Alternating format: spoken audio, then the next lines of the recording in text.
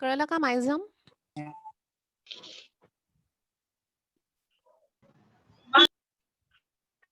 मायझम्स कळले का थोडेफार तरी?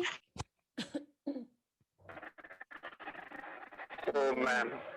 काय होतं मायझम म्हणजे मग?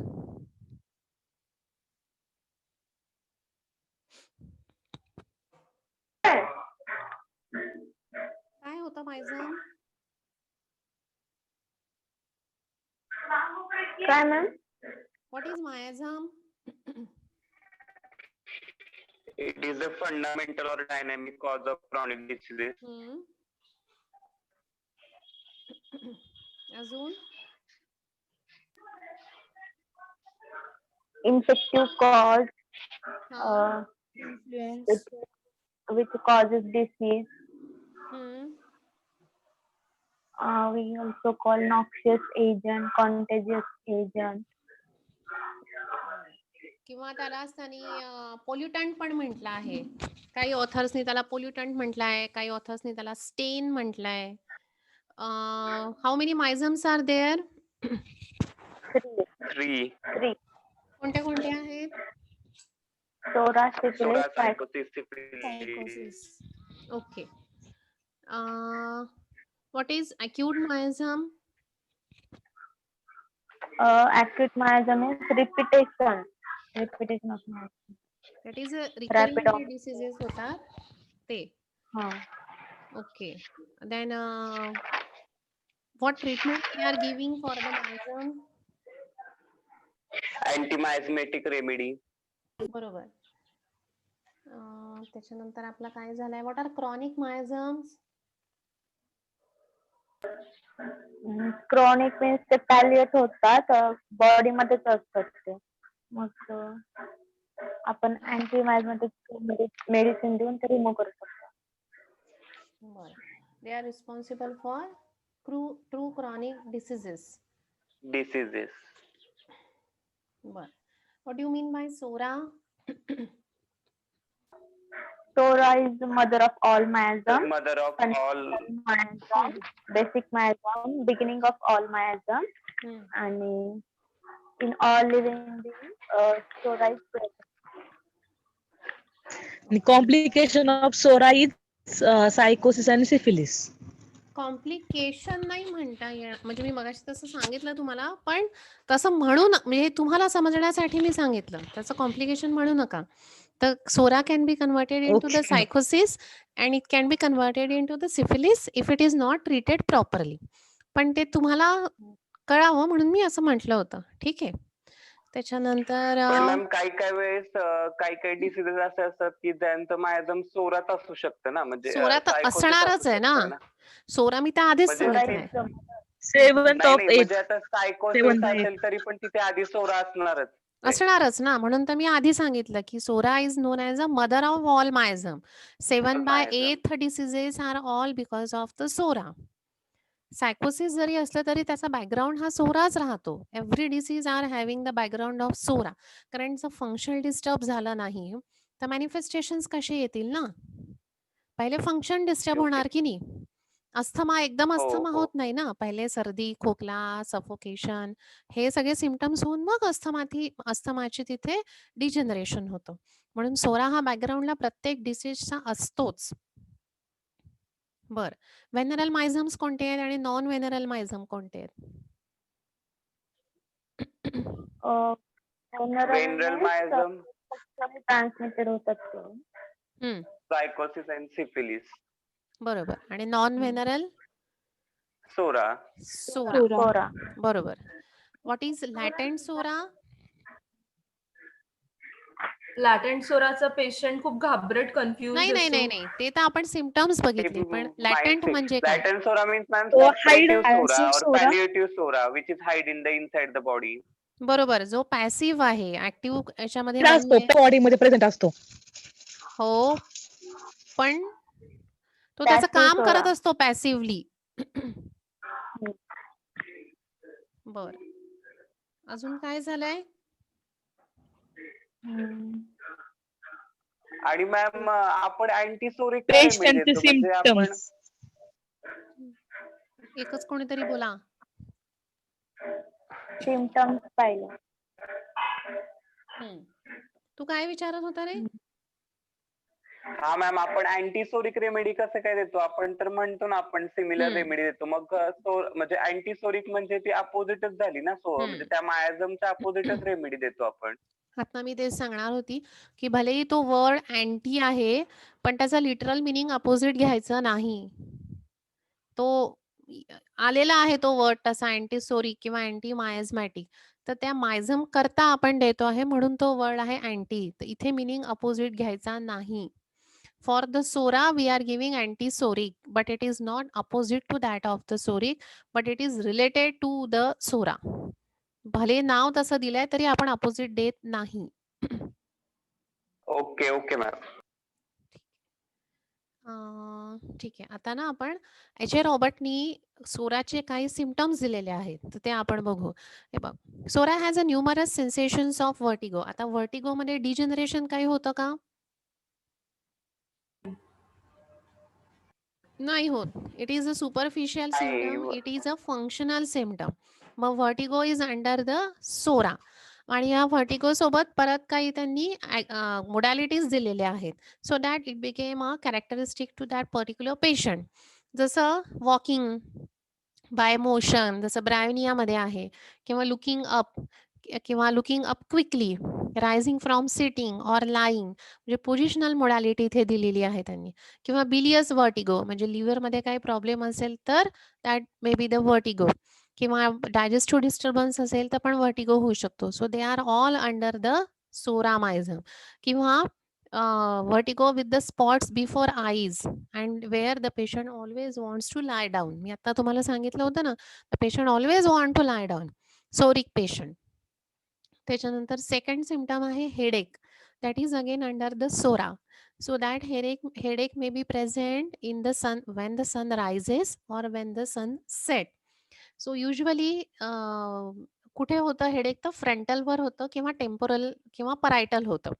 The headache with the red face होतं, थ्रॉबिंग होतं. जसं आपण बेलाडोनामध्ये बघतो थ्रॉबिंग ऑफ हेडेक होतं, थ्रॉबिंग टाईप ऑफ हेडेक आणि रेड फेस होतो बेलाडोनाचा.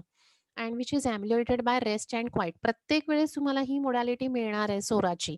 That is ameliorated by rest and ameliorated by the hot application because psoric patient are generally chilly patients असतात.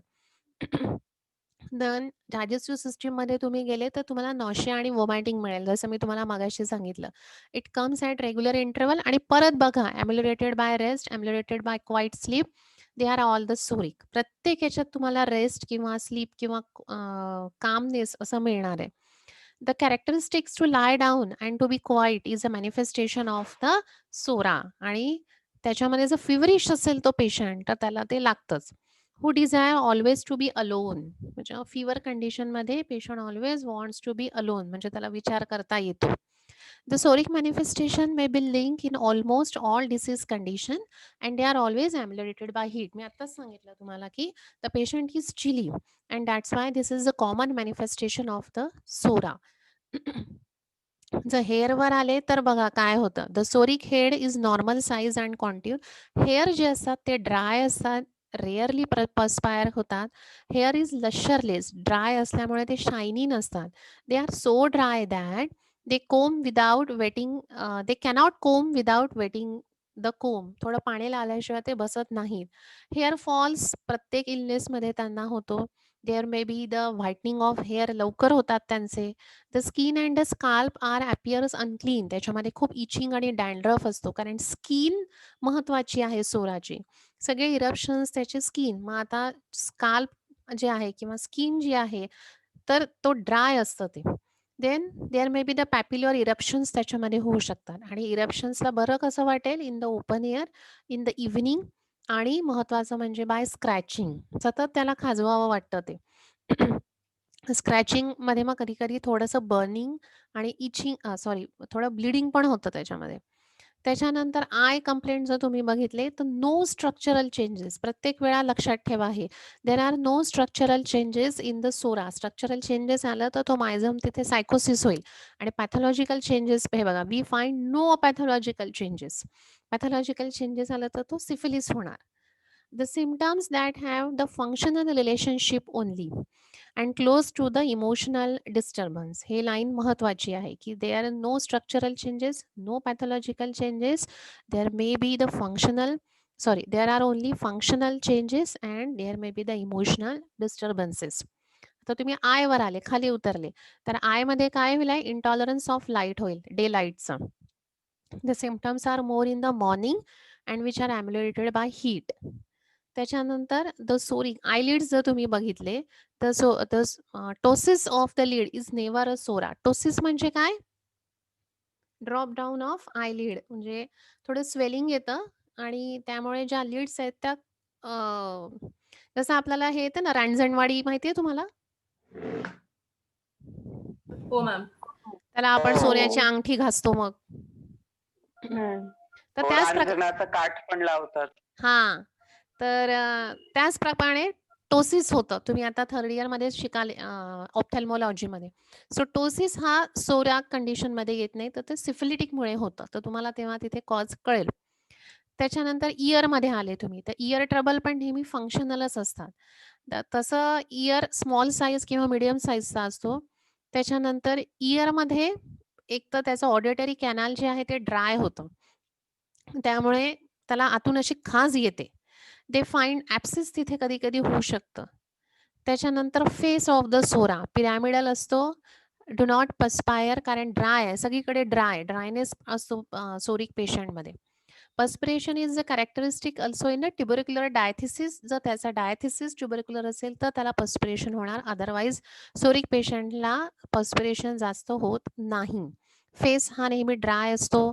त्याच्यानंतर रेडिश लिप्स रेड, फिवरिश जर का असेल तर त्याचा परत रेड फेस राहील, शायनी राहील, अदरवाईज त्याचा ड्राय असतो फेस.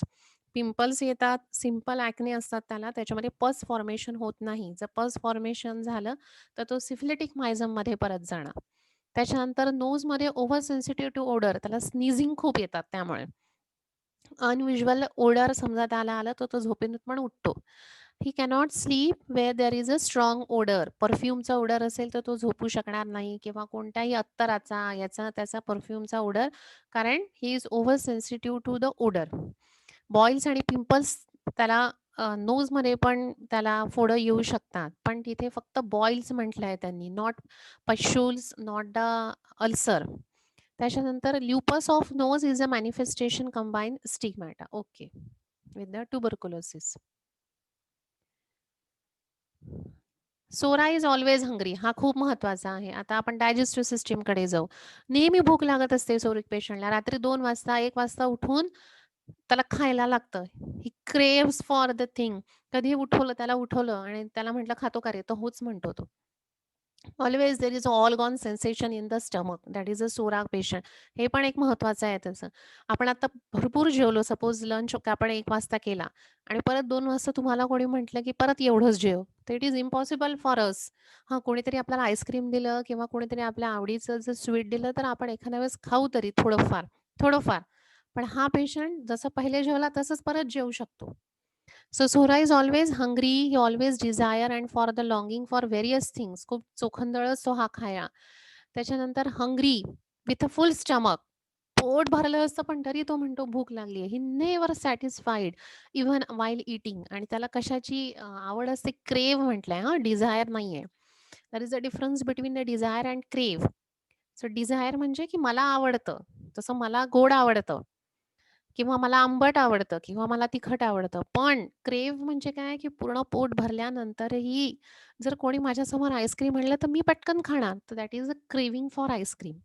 पण माझ्यासोबत कोणी तिखट पदार्थ आणलं तर मी म्हणेल, "नको बाबा, आता माझं जेवण झालंय." So that is desire. पण आईस्क्रीम दिसल्यावर मी पटकन खाणार ते. तर दॅट इज माय क्रेव्हिंग. कळलं का? हो येस मॅम. मॅम. डिझायर आणि क्रेव्हिंगचा डिफरन्स कळाला? डिझायर हो, म्हणजे काय? कळालं. येस. आवडणे. आवडणे. आणि क्रेव्हिंग म्हणजे काय? म्हणजे पोट भरलं असताना तरी पण खाणे. ते म्हणजे मिळवण्याची खूप असं आतून हे असणं, म्हणजे ते मला मिळालंच पाहिजे. That is a craving. खूप जास्त इच्छा असणे. इच्छा असणे म्हणजे डिझायर, आणि खूप जास्त आतून असतं, दॅट इज अ क्रेव्हिंग. तर त्याला स्वीट दिले तर तो हम्म. भरपूर जेवणानंतरही खाणार. त्याला आंबट काही वस्तू दिल्या, काही ॲसिड्स दिले तरी पण तो ते घेणार. फीवर दे क्रेव्ह इनडायजेस्टेबल थिंग. तो काहीही मागतो फीवरमध्ये खायला. त्याच्यानंतर पेशंट हा नेहमी थकतो. मी तुम्हाला सांगितलंय वीक आणि डेबिलिटेटेड असतो. ठीक आहे.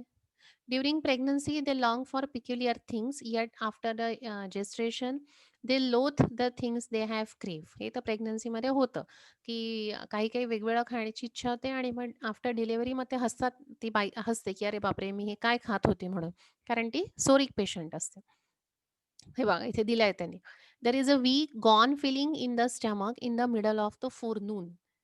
मध्येच त्याला 1 वाजता जेवल्यानंतर परत 2-2:30 वाजता भूक लागणार. Hunger at night this is a prominent symptom जे मी तुम्हाला आत्ता सांगितलं होतं ते. This patient lack of power of assimilation त्यांचं असिमिलेशन प्रॉपर नसल्यामुळे they are always wants to crave हे त्याचं रिझन आहे. ते closely related to the grounding in stomach असं आत त्यांच्या असं वेगळं विचित्र फिलिंग होतं स्टमकमध्ये and they wants to eat. There is a repurgence of boiled food. They crave for fried and highly seasoned food. म्हणजे पाऊस पडला तर त्यांना भजी लागते आणि थंडी असेल सॉरी आणि गरमी असेल तर त्यांना प्रत्येक वेळा आईस्क्रीम किंवा थंड काहीतरी लागतं किंवा नॉनव्हेज त्यांना लागतं. सो दे सूट्स आहे. पण एवढं काय खातो तो पेशंट पण त्याचं पॉवर ऑफ असिमिलेशन इतकं वीक असल्यामुळे ते डायजेशन त्याला होत नाही. मग तिथे त्याला इरेक्टेशन्स येतात, तिथे त्याला डायरिया होतो. पोट दुखतं. खाताना काय खाणार आणि नंतर त्याचं पोट खराब होतं बिकॉज ऑफ लॅक ऑफ किंवा आपण त्याला म्हणू की असिमिलेशन त्याचं प्रॉपर नसतं म्हणून. Meat stimulates the psoric patient. मी आत्ताच जसं सांगितलं and arose underline condition to activity. Non veg त्याचं खूप जास्त फेव्हरेट असतं. In feverish they have aversion for the sweet.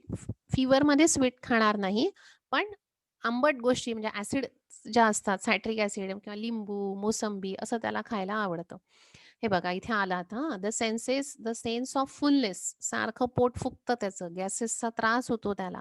That is a psoric patient. खायचं आणि त्याच्यानंतर पोटाची कंप्लेंट घेऊन आपल्याकडे यायचं. हार्टबर्न आणि वॉटर ब्रश होतं म्हणजे ॲसिडिटी वाढते त्याची. So the symptoms are aggravated by eating. ठीक आहे, कळलं इतकं? Yes ma'am. येस आहे ना मॅम. सोरा पेशंट एकदम इंटरेस्टिंग आहे ना आपल्यासारखाच आहे. हो हो. मॅम. Yes ma'am. तर आपण सध्या तेच करतोय ना लॉकडाऊन मध्ये. हो खातो. खातोय आणि बसतोय. खातोय. पिझ्झा खातोय, पाणीपुरी खातोय. है ना कोमल? पास्ता खाते. हो मॅम. काय खातोय आपण नुसतं. नंतर the craving and the longing for the great therapeutic. Okay ठीक आहे. Influence of the remedy. ठीक आहे. इथेच थांबू आपण आज. कळलंय? हो मॅम. सगळ्यांना काही हो विचारायचं मॅम. आहे? काही डाऊट आहे? हो. मायझम्स कळाले?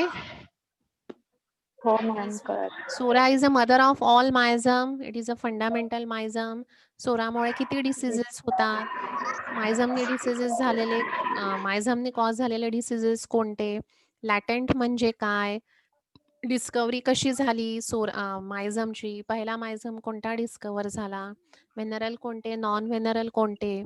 सोराचं काय स्पेशालिटी आहे? सायकोसिसची काय आणि सिफिलिसची काय? आणि सोराचे थोडेफार symptoms. That all these points we have covered and we are taking these symptoms from H.A. Robert. पण काही मॅम हेच सिम्पटम्स प्रत्येकालाच असतील असे नाही ना, किंवा प्रत्येक डिसीजेस मध्ये हे सगळे सिम्पटम्स असतील असे नाही ना. नाही, पण मी जसं सुरुवातीला सांगितलं, की these are all the functional symptoms आहेत. तर आता ह्याच्यामध्ये अच्छा. प्रत्येक सोरिक पेशंट मग असं असतं तर 80% जे आहे ते हंग्री राहिले असते, असं नाहीये. जर हो तुम्ही ना, हो ना. डायजेस्टिव्ह सिस्टम घेतली तर तुम्हाला याला जे डायजेस्टिव्ह सिस्टमचे फंक्शनलचे जे सिम्पटम्स आहेत ते येणार आहेत. प्रत्येकामध्ये हे जनरलाइज अच्छा. सिम्पटम्स आहेत ना. हो, हो. म्हणजे आता आपण एखादा ड्रग शिकताना वेगवेगळे सिम्पटम्स असतात ना. बरोबर आहे. बरोबर. जसं पण सल्फरमध्ये तुम्हाला हे मिळेल हां, ऑलगॉन तेच. सेन्सेशन इन द स्टमक किंवा तुम्हाला सल्फरमध्ये स्वीटचं क्रेव्हिंग मिळेल. पण तुम्हाला एग्सचं क्रेव्हिंग कल्केरिया कार्बमध्ये हो. मिळणार. मीटचं क्रेव्हिंग तुम्हाला कल्केरिया कार्बमध्ये क्रेम मिळेल. Calcarea carbon. हो, हो, त्याच्यानंतर हो. इमोशनलचा जो आहे तर तुम्हाला पल्सेटिलामध्ये मिळेल. बेलाडोनाचं तुम्हाला थ्रॉबिंग ऑफ हेडेक मिळेल. सो एव्हरी मेडिसिन हे जनरल आहे. म्हणजे कळतंय का? क्रेव्हिंग आणि क्रेव्हिंग असणे किंवा हेडेक म्हणजे ते असणार. फक्त ते वेगवेगळ्या पद्धतीने हां, वेगवेगळ्या ड्रग्स बरोबर. शकतं. शेड्स त्याचे डिफरंट होऊ शकणार आहे. पण त्याला भूक लागणं किंवा तो नर्व्हस होणं किंवा इरिटेबल होणं किंवा त्याच्या गोष्टी त्याला ह्या आवडणं, हे जे कॉमन आहे, हे सोराचं राहणारच आहे. टाईम मे बी चेंज होईल. कोणाला ओके. 2 वाजता भूक लागेल, कोणाला 4 वाजता लागेल. पण भूक लागणार आहे. कळतंय? मॅम हे मॅम सगळं पॉवर ऑफ असिमिलेशन म्हणजे काय? असिमिलेशन, फिजिओलॉजी येऊ का तिकडे आता? ते फक्त असिमिलेशन वर्ड म्हणजे ऐकलं मी. काय? चल आता मी असिमिलेशन म्हणजे काय? डायजेशन म्हणजे काय? आणि ॲब्झॉर्प्शन म्हणजे काय? चल सांग मला आता. असिमिलेशन वर्ड गेला नाहीये तुमचा फिजिओलॉजीमध्ये? विचारू गोलप सरांना शिकवलं की नाही? हां, प्रांजली? आता प्रांजलीचं नेटवर्क गेलं असेल. हॅलो? मॅम आहे मॅम. डायजेशन म्हणजे काय मग सांग मला चल. मॅम त्या वर्डचे मी हे नाही म्हणजे मी स्पेलिंग नव्हती पाहिली, फक्त ऐकलेलं मग मला पटकन कळालंच नाही तुम्ही एक्सप्लेन करताना. म्हणून विचारलं तो शब्द. मला फक्त ऐकू आला, बाकीचं पुढचं ऐकूच नाही आलेलं. बरं मग सांग मला आता असिमिलेशन म्हणजे काय होतं? म्हणजे पचनाच्या संबंधित की पचन होतं बॉडीमध्ये ते सरळ आपल्या सांगायचं म्हणजे GIs आपण जे ट्रॅक्ट. खाल्लेलं आहे, ते आपल्या बॉडीत व्यवस्थित हं. जिरतं की नाही? रिॲब्सॉर्ब हां. ऍब्झॉर्प्शन. बरोबर आहे? ऑप्शन. ॲब्झॉर्प्शन वेगळं. ॲब्झॉर्प्शन कोण करतं? स्मॉल इंटेस्टाईन करतं. डायजेशन स्मॉल कोण करतं? रिॲब्सॉर्प्शन बाय लिव्हरमध्ये आपलं असिमिलेशन होतं, आपलं लिव्हर मेटाबॉलिझम लिव्हर. होतं. कळलं? हो मॅम. आठवलं ना? Yes ma'am. ठीक आहे. तर त्याचं ते असिमिलेशन पॉवर त्याची वीक असते म्हणून त्याला हे सिम्प्टम्स येतात. तर कोणाला कॉन्स्टिपेशन येईल, कोणाला डायरिया येईल, कोणाला गॅसेसचा त्रास होईल, कोणाला ब्लॉटिंगचं येईल, असे त्रासेस त्याला होतील. त्रासेस. चला. ठीक आहे? हां. हां.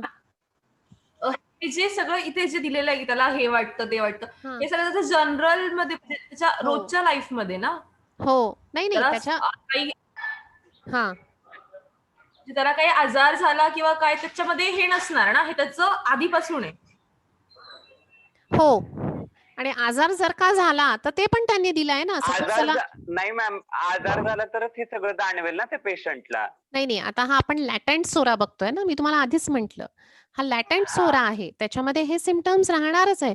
नॉर्मल जो माणूस आहे विदिन फिजिओलॉजिकल रेंज, त्याला हे होणारच नाहीये. पण ज्याच्यामध्ये लॅटेंट सोरा आहे, की जो ॲक्टिव्ह नाहीये, तो पॅसिव्ह झालेला आहे, त्याच्यामध्ये हे सिम्प्टम्स आपल्याला मिळणार आहेत. कळतंय का? कोमल? हो मॅम. म्हणजे हे बघ, मी सांगते तुला आता.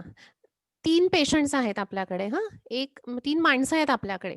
एक नॉर्मल आहे, की त्याला काहीच झालं नाहीये, काही पॅलिएशनची हिस्ट्री नाहीये, काही नाहीये. त्याला हे काहीच सिम्प्टम दिसणार नाही. दुसरा एक आहे, की ज्याला काहीतरी पॅलिएशनची हिस्ट्री आहे, त्याला हे सिम्प्टम दिसतील कारण त्याच्यामध्ये लॅटेंट सोरा आहे. आणि तिसरा म्हणजे सोरा, की त्याला सोरियासिस किंवा एक्झिमा झालेला आहे, तर त्याचे सिम्प्टम्स परत वेगळे आहे. तर हे नॉर्मल माणसामध्ये तुम्हाला दिसणार नाही. Okay, okay ma'am. ठीक आहे? ओके. जेव्हा डिसीज होईल तेव्हाच आपण त्याला डिफरन्शिएट करणार किंवा फार तर फार नॉर्मल माणसामध्ये तुला कसं दिसणार की क्रेविंग फॉर स्वीट, पण हे ऑर्गॉन सेन्सेशन इन स्टमक तुला रेअरली मिळणार हिस्ट्री नसेल तर. किंवा सर्दी खोकला तर आपल्याला होतच असतो, दॅट इज अगेन अ सोरिक. त्याच्याकरता काय पॅलिएशनची हिस्ट्री वगैरे नको. तर त्यावेळेस आपण तिथे ॲक्यूट मायझम हे करू आणि त्याला ट्रीट करू. तर हे these are all the symptoms of latent psora. म्हणून मी आधी लॅटेंटचा अर्थ सांगितला. पण नॉर्मल माणसामध्ये स्वीट खायची इच्छा झाली म्हणजे तो सोरिक आहे असं नाही. खाण्याची इच्छा आहे आपण त्याला म्हणू शकतो, की बाबा हा सोरा आहे. हा मारून फेकत नाहीये. हा शांत माणूस आहे. तर हा सोरा असू शकतो. पण याला डिसीज आहे असं नाही. कळतंय का? हो हो मॅम. चला ठीक आहे. संपवू इथे. हो मॅम. ठीक आहे. उद्या आपण याचे पुढचे सिम्पटम्स बघू. हम्म.